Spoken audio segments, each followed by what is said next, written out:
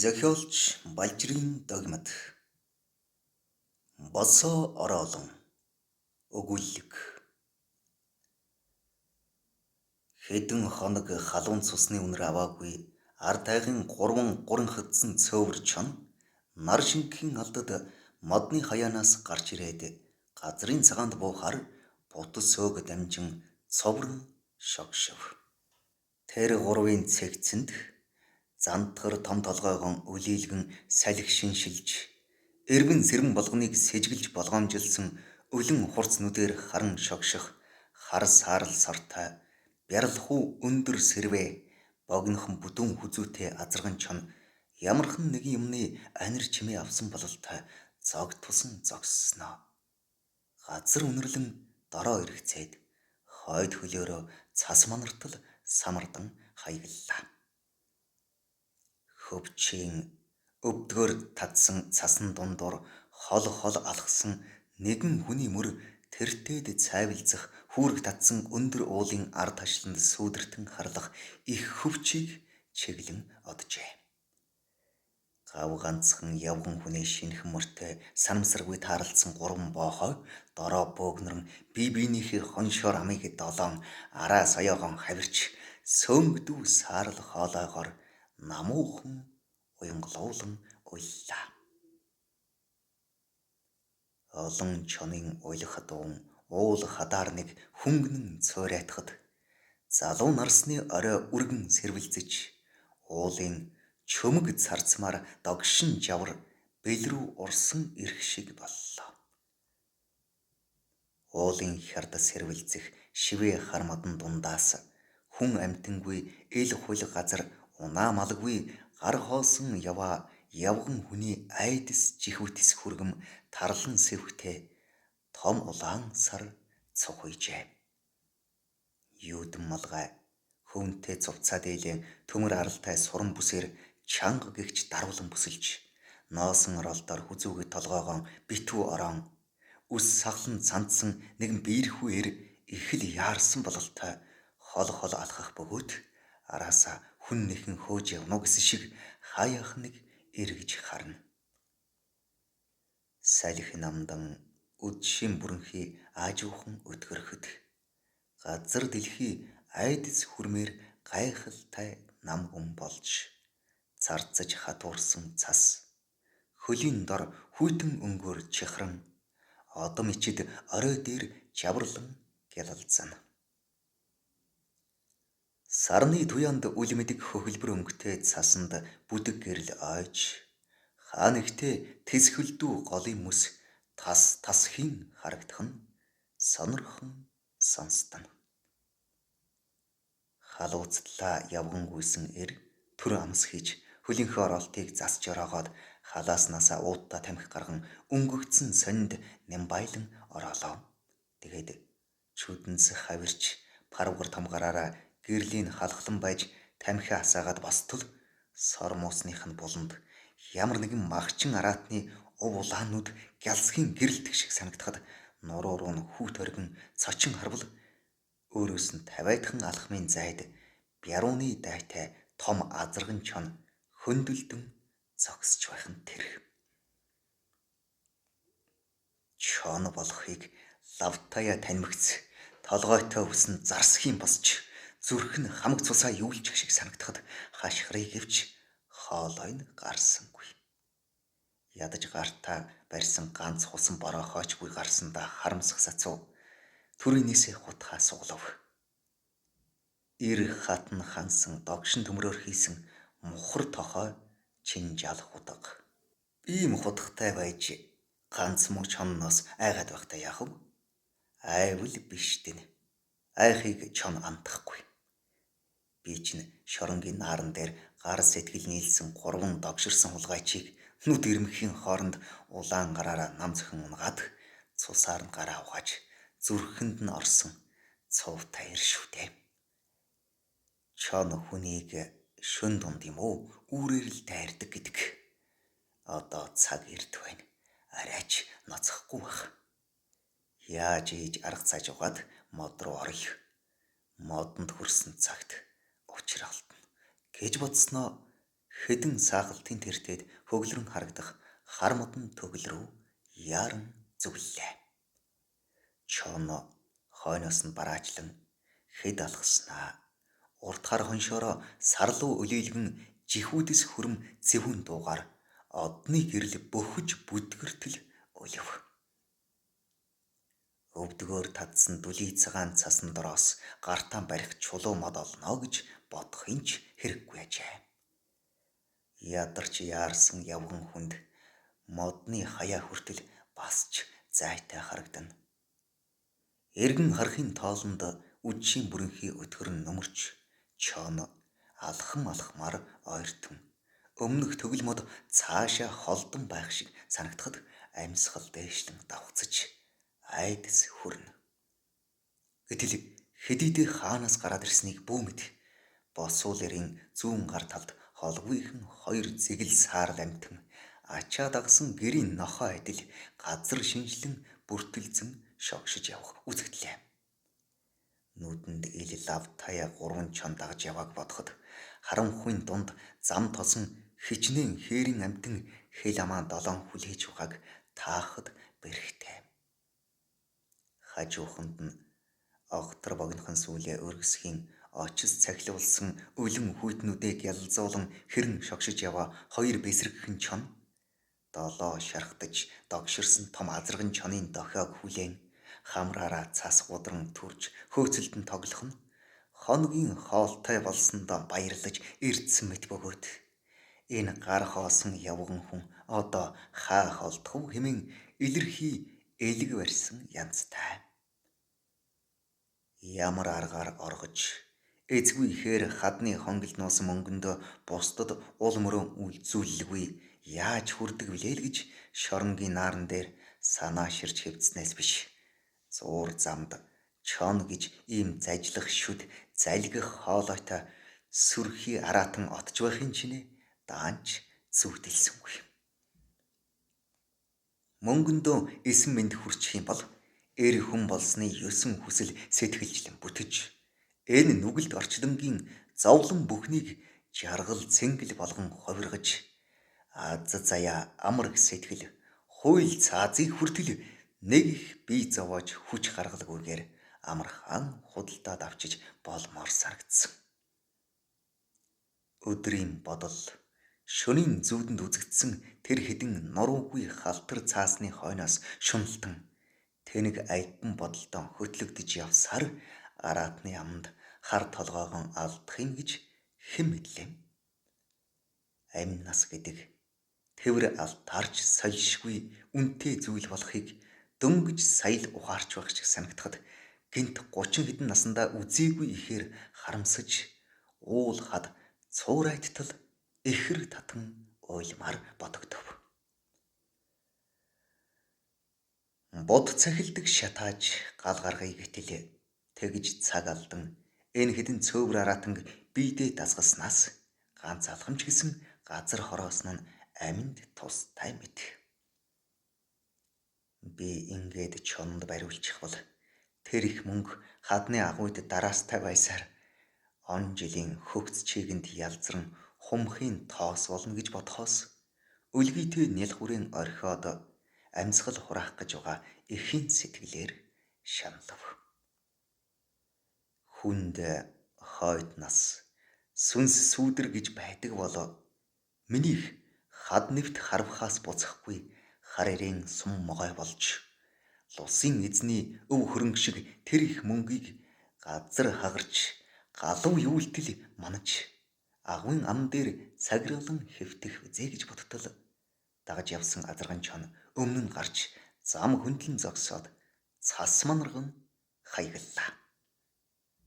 Одоо л над руу дайрах нь гэж сансан босуулэр чүдэнц хавиран дээш чулууд бол галын гэрлээс цочсон чон сүүл хавчин огол харааж холхон айлын дайтай газар очиж зогсоод энэ яах нь гэсэн янзтай хэнэггүйхэн эргэж харлаа.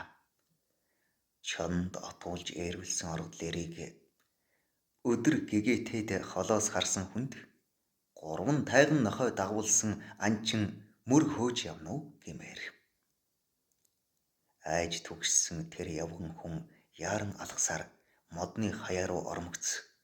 Мөчр шилмүс нь өтгөн нэгэн тэвэр дүүрэн нарсны ёроолд очиж хөлөөрөө цас зайлуулан холтос гişүү хөвд шоргоолжны үүр хаман бөөгнүүлж түүдэх гал асаалаа.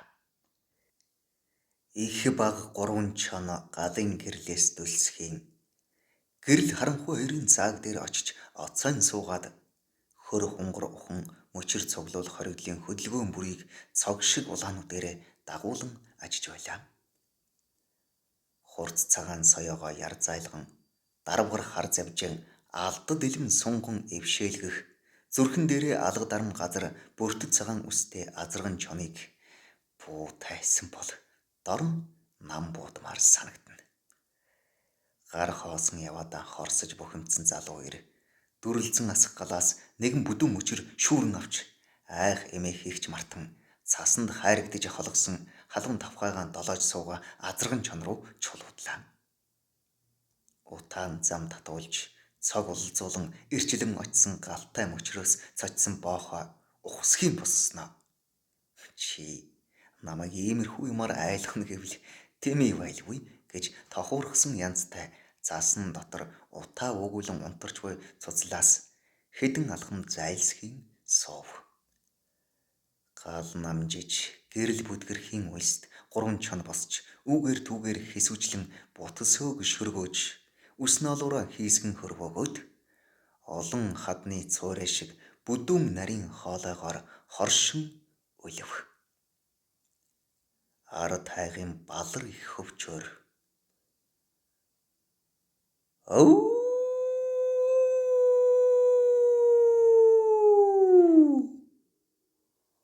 өө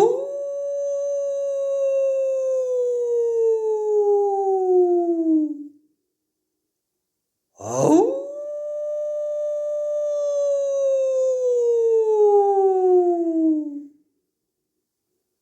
гэх ясны хүйтэн хөлс чихрэм чонын тэр зэвэн дуун уулсын орой дамжин зэдлэн цуурайтхан 7 уулын цаанаас сүрг чон дуудан байна уу гэлтэй. Гал унтрахаас өрсөж босвол ир өвгөн нарсны хугарч хувхайрсан бүдүүн мөчрөөс үсрэн зөөгдөж гар хуруугаан шалблан авирч эхлэв. Мөнөөхөр аврах том нарсны дунд хэрд авиран гарлаа. Тэгээд салхин доод талын бүдүүн мөчр зайдлан суугаад ядарч бохирсан хөлөө амраан баг зэрэг тайвширч тамхиан гарган ороолоо. Түүний хөлөөр өвгөн нарсны навчин айлзуур шилгээж цогшин байсан гал дээр сул цас цагаан манан татуулан бодрон унахад гашуун саарлуута савсав. Өлсөж гуринхадсан 3 чоно модон дээр бие хураан чивчмээгүй тамхи татан суух хүний дороос өлийн ширтэж нойрмог тасалданг дуугаар гоних тайхан уйлхна модон дээр гарахаас өмнө дайрч ноцох минь яалаа хэмээн харамсан байна уу гэмээр. Азууд нь харвсан үйлсгүй хүнийг мусайн чон хүртэл элэг барих юм. Ганц өдөрч гисэн наранд гарч агаар амьсгалах заяагүй толгой байж. Гөрөөс гахааны мөрнөөс өөр улбаа зөрггүй энэ зэлүүд бууйд хөвчөд хүн амтэн барг ирдэггүй биз. Гэгээ орхоор энэ хідэн цөөвөр холддог болов уу яадаг болов. Хөвчийн догшин цагаан жаварт модны орой дээр өл хоолгүй удаан соовол нэг удахгүй бээрч үххэн лавтай. Бузар шингэсэн хідэн халтар төгөргнөөс болж модны оройд хөвлдөж хүтэх байжээ. Үйлс нь буруутсан амтныг ийм л хов тавилан хүлээж байдаг байхна. Төр төмөн хоёрт хар буруу сансан хүний нүгэл хилэнцгийг бурхан ингэж л хатуугаар гисгэн цээрлүүлдэг байжээ хэмээн бодогдоно. Халууцч хөлөрсөн бие нь аажмаар хөрч чийг даасан хувцсан жиндүүлэн хайрч эхлэв. Уйс уйсгэн салхи сэвэлзэн модны оройд жавар хурган эсгэрхэд голд нь хүйтэн орох шиг санагдаж хөлдөж өгөхийн тухай аимшигт бодол толгойд нь салхи шуурга адил хуйлран эргэлдэнэ. Ард зоогоороо мод налан хоёр бүдүүн мөчрийн хооронд биеэ шахан хярж суугаад ганц хоромч болтугай дуг хийх гэж оролдлоо.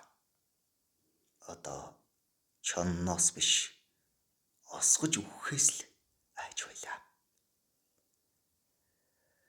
Гайхшин барагдсан гурван чон биеэ хөнгөлөн бут харган дээр шээн хаяглаж модны ороолын ур орвонг бухамсаараа маажиж малтлан гичигээ булаалдан азаргалан архирч араас оёогоон яр зайлган овоо сэрвэнийхээ үсийг зангидах нь сүртэй. Их хүйтэнд болжмор модны мөчөр дээр хөдөлгөөнгүй удаан суусаар бээрж самрын боргоцоо адил газарт өөрийн мэдлгүй ундаг юм гэсэн. Би бас түүн шиг осгож гар хөл маань мэдээ алдан унаж амьдараа чонын амд тасчуулах юм биш угаа. Хэрвээ тийм дээрээ тулвал бээрч чадал тэнхээ тасраагүй байхдаа бууж шинэ муусан улангасан араатнуудтай нэгийгээ үзэн ганцын ч гэсэн нэвц сүлбэд амиа солилцох юмсан. Салхи шуургагүй байвал бас ч учиртай. Осгочихгүй өглөө болговол ямар нэг арга олдож юуны магад. Аз байвал хүн амтнд таарч мэднэ хэмээн усан дунсан хүн хялгаснаас чангаав гихчээр өрөвдөлтөй юм бодогдно. Хүлээсэн хүнд өвлийн шөнө гэдэг нас хүрэмгүй урт ажээ. Олс дээстээс болох модны холдос самардан царайлж байгаа чоныг дээрээс нь бугуйлдаад амархан дүүжилчихэж боломоор. Гэвч тэнэг хүний ухаан үдээс хойш гихчээр одоо тийм бэлэн зэхий юм бодхоос дургүй хүрнэ. Салхи савиргүй намуухан шөнө хэрнэ. Хөвчийн жавар цаанаал жиндүү. Давхар дотортой зузаан хөвөнтэй дэйл. Гар хийцийн бөөн цагаан эсгийг гутал. Цус нь хөрж өтгөрөөгүй 30 хэдхэн насандаа баг зэрэг найдаж өглөөг хүлээх болов уу гэж итгэнэ. Гэд өвлийн хүйтэн шөнө модны орой дээр хөдөлгөөнгүй суун гэдэг үхэлтэй ялгаагүй. Намайг ингэж чон дээргдээд модны оройд үхлээ хүлээн чичирч суугааг шоронгийн мосын хуйг харвал баах нь ганц ханж хөх инээд нь хүрэх байлгүй. Лавл хөөр хийлэн хөл хөөр болон сандарч амьд маань орох гэж нэг их яарахгүй улс. Зарим нь нэр алдар хөөцөлдөн хүний ам аварч бас оргосон онц аюултай догширсан хулгайч баривчлан давтагдшгүй баатрал гавья байгуулах гэхдээ миний хойноос явж ч мэднэ. Тэр онц аюултай догширсан хулгайч нь чон ноосч амиа хамгаалах чадваргүй өлсөж даарсан нэг муу гар хоосон хоригдол шүү дээ. Хин ялахгүй юмыг өсгөж сүржигнэхдээ мэргэжсэн инээдмийн амьтад. Үхэх хүнд хань хэрэггүй гэдэг элдв долоо юм бодож биеэн зовоож бухимдаад яах вэ гэж санавч амьд хүн гэдэг юм бодохгүй байж чаддаггүй ажээ. Үг хэлэн ойлголцдогсон болов хулгайч чон хоёр ганцга нийлмэрсэн. Гэвч энэ наран саран хоёрын хооронд нэг нь хүн нөгөө нь араатан болж төрсэн амьтад яалтай билээ. Энэ улангассан араатнуудад алтан мөнгө амлаж амьдралын гачаал зовлон тоочоод ч нэмэр алга. Хулгайчид мөнгө чонд мах хэрэгтэй хойно хэн нь буруугүй мэт. Үхэр унгаад өгсөн ч сэтгэл нь цадахгүй ийм амьтад намайг барьж байж л санаа амарна. Авьяас нь тэр. Өлсөж ядрахын туйлыг үдсэн хоригдлын бие нь сулран зүүрмглэх янзтай. Нойднын хаврын л зулцгай болов уу гэмээр зулбан дуу таачир үстэй хоёр бэсрэг чон өөрийн модноос бууж ирэхийг хүлээсэн янзтай хөлөөнд ирлэн сунан хэвтэжээ. Дарвгар хар завж нь унжиж, соёон сунсан азарган чон оцойн суугаад сөөнг түлэн хэд уйлснаа омруу цээжээ хазлан маажиж ам хамраа долоохон байж ядсан янзтай. Түүнийг харахлаар амьд норсон хүнийг агуйд нуусан бүх мөнгөөрөө шагнасан ч багдмаар. Мөнгө яах вэ? Амьд явбал олддог гэд. Ямар ч тэнэг шунхай хүн амиа мөнгөөр худалдаггүй болохоор сайнаар үснээс мууч гисэн амьд явсан нь хож отой мэт. Эцсийн эцэст үгсэн амьтны л хохи болдог хорвоо юм чинь. Битүү цасгүйсэн бол сахлаг ургасан борг өвс хуурай хөвдөнд түүмэр тавьчихсан. Тэгээд энэ хэдэн гурин хатсан чоныг ухаан тавьж улмөргүй жилийнх нь харах юмсан гэж бодогдно. Үүрээр ам голтой амьд нь тэсхийн аргагүй жаварлаж нүүр ам тас хайрв. Яагаад ч юм нар гартал тэсчихвэл чонноос амархан салчхаж болмоор гинэн бодол төрнө. Чонд л бариулчихгүй гарвал яал нэмүүлэх юу ч биш ажээ. Эр хүн эндж алдаал биз. Гайхаж шагшраад байх юм даанч алга. Ингэж чөмгөөн царцтал эрв түүшийн зодолдуулан чичирч суухын аранд шоронгийнхан муу нааран дээр боддох санах юмгүй хужлагаан тэрчээд дулаан унтж байх минь жаргал байсан юмсан ч. Алдаа ухаарлах хоёр гэдэг нэгэнт өнгөрсөн хойно оройроо ордог бололтой. Цаг дээрээ тулахаар хүний утсан чинээхэн улаан гол гэдэг бухын зоогоор хийсэн эр хар сурнаас хавьгүй бүх байдаг ажээ.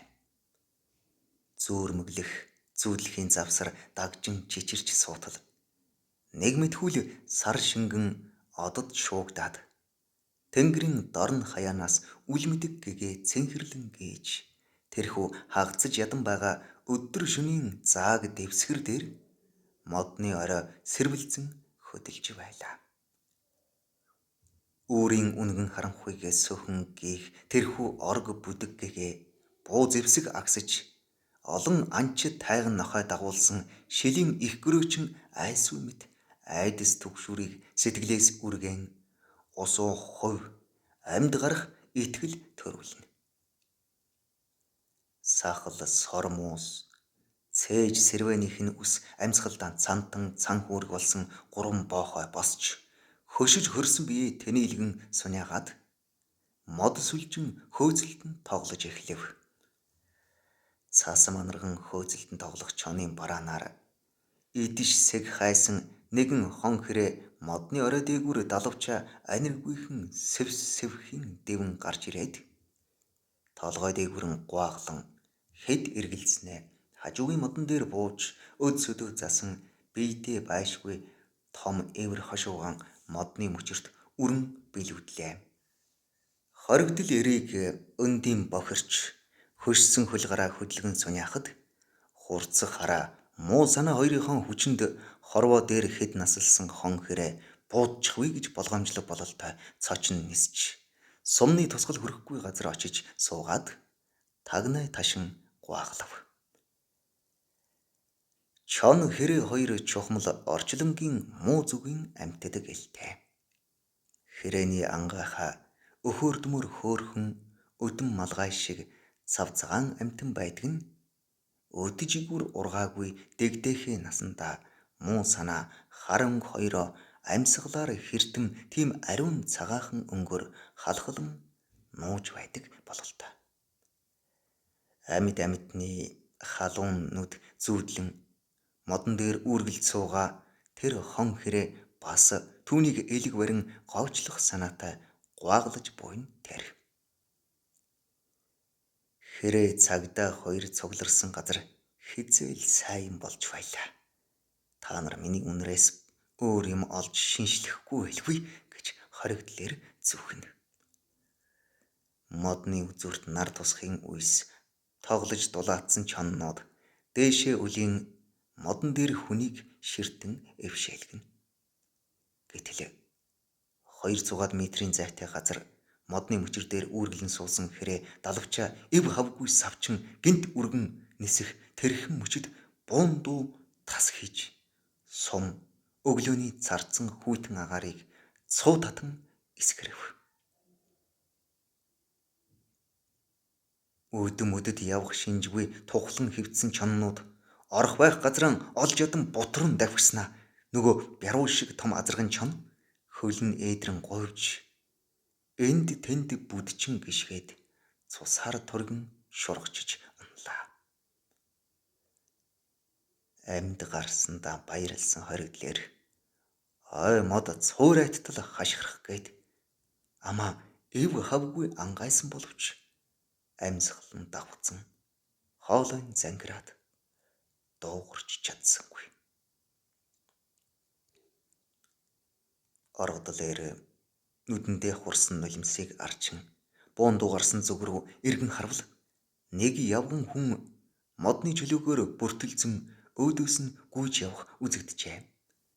Цэрэг цагаан нэхийдээл өмсөж хөлдөө цан хийсэн тэр хүнийг бүр дэрэгдээ ирсэн хойно хоригдлээр засангийн хянагч залуу болохыг арайхийн танилаа.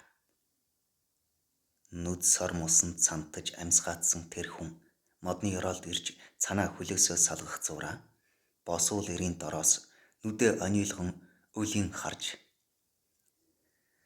за сайн явж байна уу? Оргох ямар байна да? Хаширв уу?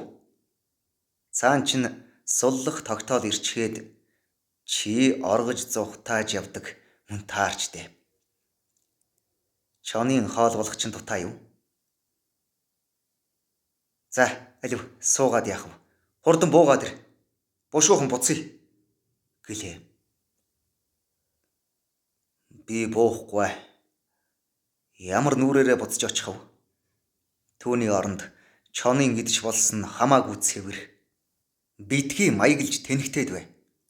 Цаан чин суллах тушаал ирчгээд байна гэж байгааг ойлгооч гэхэд модны оройдох эр итгэл үнэмшлийн ямар ч гэрэл гэгээгүй ойнгор хүрнүүдээрээ тохуутай инээмсэглээд хээ чи намайг тийм гинхэн амтан гэж арай бодоогүй үсттэй. Би ийм үгэнд амархан хуурдах эр биш шүү. Дэми юмар цаг нөхцөөж явахын оронд буусмаа жаахан идэх юмтай хамт орхичхоод буц. Хоёулаа явдаг замаараа хоёр тийшээ болъё. Шамтай туулсан хүн алгаа. Хүн зовоох гэж байж өөрийгөө зовоов доо. Адарч тэнэглээд байвал буудчих шүү. Хоригдлээр шар шувуурах уу үс зарсах юм эгдүүтэй хөхөрч.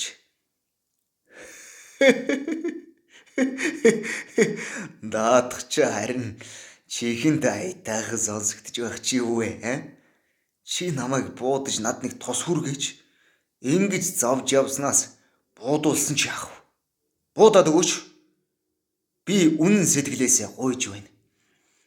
Араатан чонд бариулснаас анд нөхрийн гарт өөхөх сайхан байна. Би буугаад ч нэмэргүй. Чон дээрэгдэж модны оройд суусаар угаад хоёр хөл хөлдөөд мод шиг болчихсон. Явж чадшгүй. Хянагч залуу гişүү мөчөр бөөгнүүлэн галлах зуран үүргэвчнээсээ адууны чансан мах гаргалаа. Би чамайг үүрээд явъя л да. Алив буугаад ир. Би буухгүй гэдгээ чамд хэлсэн шүү дээ. Буусмаа зүгээр наана уртхан орхиод зайлахгүй бол би модноос дүүжлээд өгчгэж элбэг чадах хүн шүү. Бүсээрээ оосролж уяад үсрэхэд хүй гэхийн завгүй нугас тасраад гүйцээ. Харин чи хүн амны хэрэгт ороогдож бяцхан суух болно гэдгийг мэднэ үсттэй. Юмны учир их нарийн шүү дээ. Чи намайг айлгая гэж бодож байгаа бол чадахгүй. Түүнийхээ оронд бууж ирээд юм идэж дулаацсан чинь дээр байлгүй. Чи надаас зугтаж оргоё гэж байгаа бол хол харайж чадахгүй. Цаан чин эрлийн групп гараад уул хад самнж байгаа. Ял нэмүүлж Хэрэгт орооцолдохоос өмнө очисон чинь үлзийтэй гэлээ. Чи битгий хүүхэд шиг гэний юм яриад байгаач. Тийм тогтоол ирсэн ч гэсэн нэгэнт оргосон хүнийг буцаад очисон ч суллахгүй гэдгийг би бас мэдэн шүү. Хөөе, чамайг манайхан оргосон гэж мэдээгүй. Ууланд мод хийж байгаад буцах замдаа цасан шуурган төөрч гэж итгэцгээсэн. Чи бол оргосон биш, төөрч тэгээд чонд хөөгдөн зүг чигээ алдсан хүн. Эр хүндээ хайртай. Чи надад итэг. Алдаж ядарч яваа эр нөхрийгөө би суллагдах тогтоол ирсэн гэж арайж хуурахгүй шүү. Чи намайг чон биш хүн гэдгийг ойлголоо. Энэ залуу намайг хуурч байж дагуулж явах санаатай ядахж байгаа ёрн энэ. Долоо шархтсан чон шиг болсон хүн би ийм үгэнд яаж хуурдах вэ? Би чинь турсан нь ихч бас суурсан нь их амтын шүүтэй бурхан минь. Юу тач үгэнд нь итгэж үнэмшсэн дөрөв зүйлэн бууж хөл гараа хөдөлгөн дулаацч юм идэх гэж утсан хоригдлээр за буухаас та чамайг зовоож элдвлээд яах вэ? Өлсч байна хэмээн өвөлснэ мөчөр дамжин доошлов. Чонын мөр чирлсэн чарган дээр тэр хоёр зэрэгцэн суугаад задгай галд хөлчин дулаацах зураа цэрэг тогоонд цас хайлуулан цай чанан ууж адууны мөхөөлдсөн тарган мах идцгээлээ. Халуун цай ууж амны бээрэн гарсан хоригдлээр гэнт ёолон нүрээ үрчил зүйлснэ хоёр гутлаас уулан даарснаас болж гурил адил цусгүй цагаан болсон хөлөө хөр хунгар руу шургуулв. Түүний хөлдөж мэдээ алдсан хоёр хөлийг хянагч залуу цасаар улайтал өрн гисгэн дулаацуулв. Тэгээд явах гэж бостол хөл нь хөлдөж мэдээ алдсан хоригдлээр газар гიშг чадалгүй орь дуу тавин савж унлаа.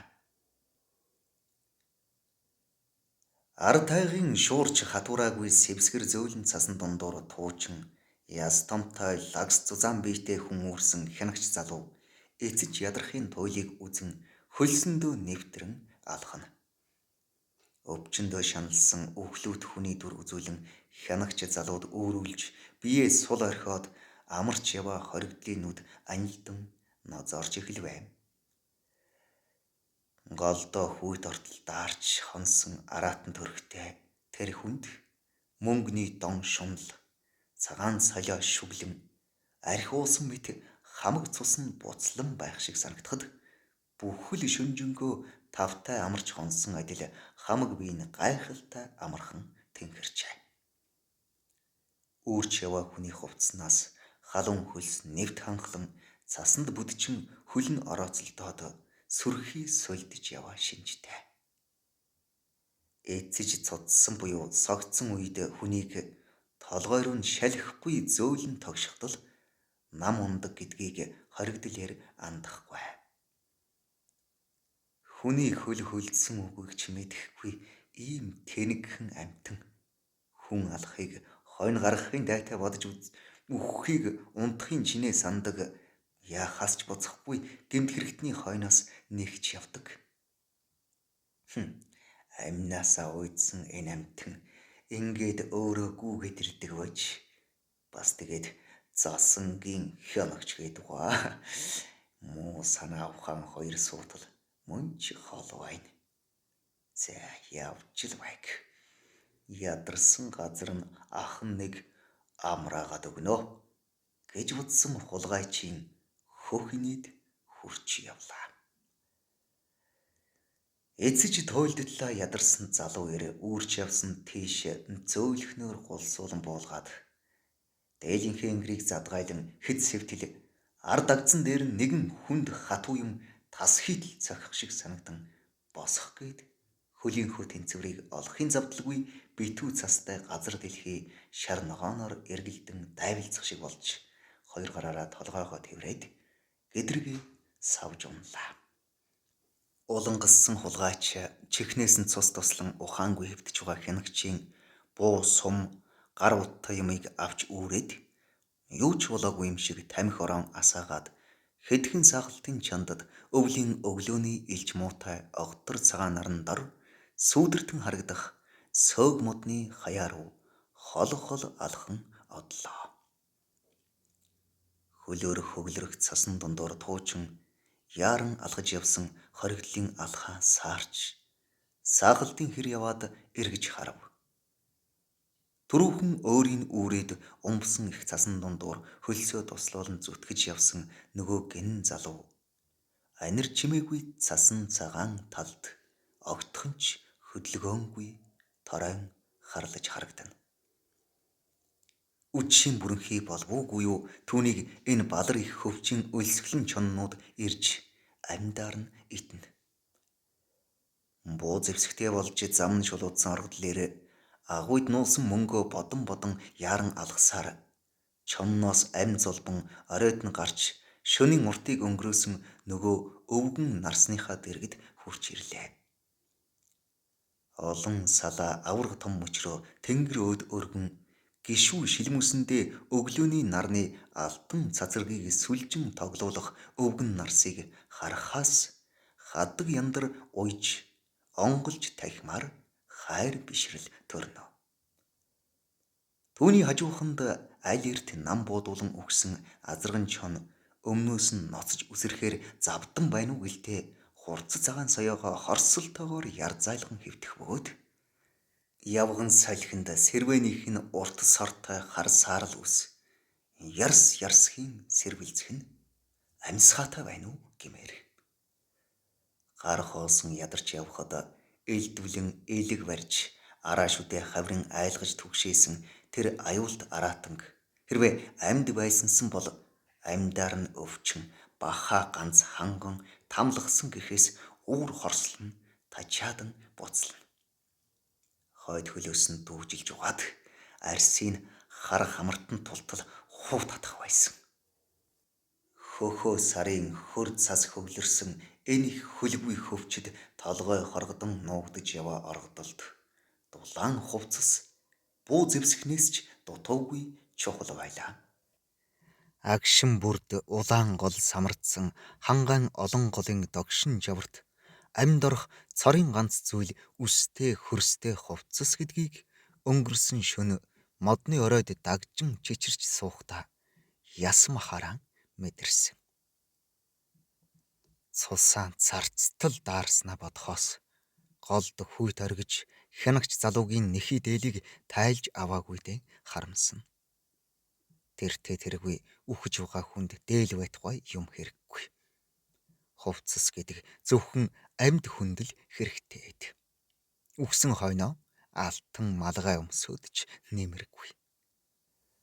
Бут сөөгөнд цан бамбарлаж гэрэл сүүдэр сүлэлдсэн чих хулга дүлий дүмб эзгүй цагаан тайгад юу ч болж байсан мэдэх нүдтэй чихтэй амтан нэгэхэнч үгүй мэт нам гүм. Дөрвөн зүгт цасны манарсан цагаан будан хөшөглөн ар газрын бут ширэнг хар модны төгөл зөөрмөглөн бараантана.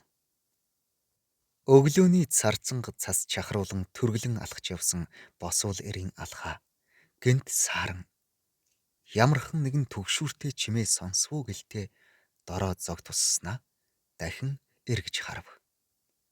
Түүний яахаас ч буцахгүй байга бүхнийг хардаж сэжгэлсэн чанга ансахтай догшин борнууд саахалтын тэртэд нисэн буун догонцсон гүйж яваа ганц хэрээн дээр туслаа.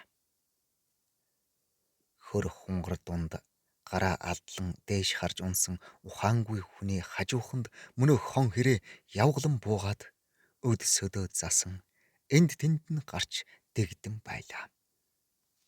Өглөөхөн хажуугийн модон дээр ирж буугаад улаа ёрлож тагнай ташин гуайглаж байсан тэр нүгэлт шувууны ухаж тоншихын дон шүглсэн урт эвэр хошуу ухаангүй хэвтэж байгаа залуугийн сормуусан цантсан зөөлөн алагнууд завхиных нь буланд гів гинтхэн үзэгдэх шиг болоход хөлөө зөөж ядан дороо тэнгэлзэн эргэцэн зогссон босуулэр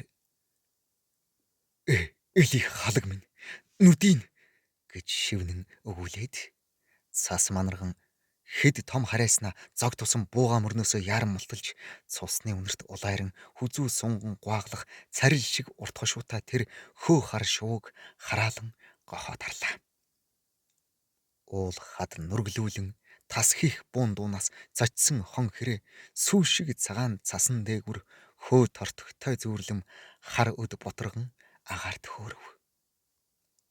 Бас улэрийг хөр хунгорт бүдчин унан тусан гүйн хүрэхэд дөнгөж амьсгаатай амн ангалдж байгаа ухаангүй хүний хохимооных нь хөнхөр улаан ухархайнаас халуун уур савсан газар шанааг нь бүлээн цус туслан үзэгдэхэд нүд хальтраад харж чадсангүй. Харц буруулан байж замаг татан бууга сумаа эрүү нүүр нь таталтан тарчилж байгаа залуугийн чамархайд тулган гохомлтлаа. Буундуунаар утаашороо мансхийн тэс хөлдүү газар мөргөн цойлсон халуун сум хүйтэн агаар өрөмдөн улин одлоо. Суманд тархиан зад зохиулсан залуу эцсийн удаа ив хавгүйхэн хөдөлж огцом иргмээр болсноо. Уртаар эхэр татаад дахин хөдөлсөнгүй. Царай зүсэн элий балай хүнийх шиг эвдэрсэн босвол эр таталдан үхэж буй хүний нэхий дээлэгч тайлан авах сэхээ байсангүй. Хөлдүү чулуу бут атгам бахин том нударгаараа дотор нь хуй салхи шиг бодол эргэлдэн байгаа тархиа нэгэнтээ хүчтэй шаагаад амандаа нэг юм гүвтэн халаглан гасалж огцомхон эргэж яаралгүй алхлаа. Өрөөсөн гартаа барьсан бууга амаар нь цас гудруулан чирсээр шал согтуу юм шиг энд тэнд гიშгэн гойвон алхаж яваа тэр хачин хүнийг суманд элгээ хайруулан шархтаж унсан хон хэрэг гал нь аажмаар унтарч буй айдас хурсан жижигхэн харнуудэрээ гайхан харж хэвтлээ. Аянганд хальт нэргүүлэн ухаан балартаж нүд сэтгэлэн сохрон багтарсан амьтанд ийм байтгсан. Үхлийн шарх олж хамаг цусаа дотгошоо юулчихсан мэт царай нь хувхай цайж самсаа нь шаралсан тэр элий балай хүн харанхуй бүрэнхий бодолдоо бүдчин алхасаар холхон саахалтын тэртээ хөглөрөн хөхөрдөх хар модон төгөл рүү бүртгэлзэн далдорлоо. Хэдэн мөчийн дараа ойн гүнээс хад асга нүргэлүүлэн тас хийсэн буун дуунд тоост орчлонгийн нүгэл буйныг үе хээндээ дэнслэн шингээсэн буурал нарсны мөчрөг гişүү навчин амигаан шилгэн сул цас манаруулах тэрхэн агшинд халж хүндэрсэн шархандаа эмзэглэн айхалж хэвтсэн хөгшин хэрэг цочин далавчаа дэлгэн ухс хийгээд бие даалгүй онхолдон ойчхийг нүдэт амтэн харж чихт амтэн сонссонгүй. Зохиолыг бичсэн Балжирын Догмод, уншсан Эрхэн баярын Бат орж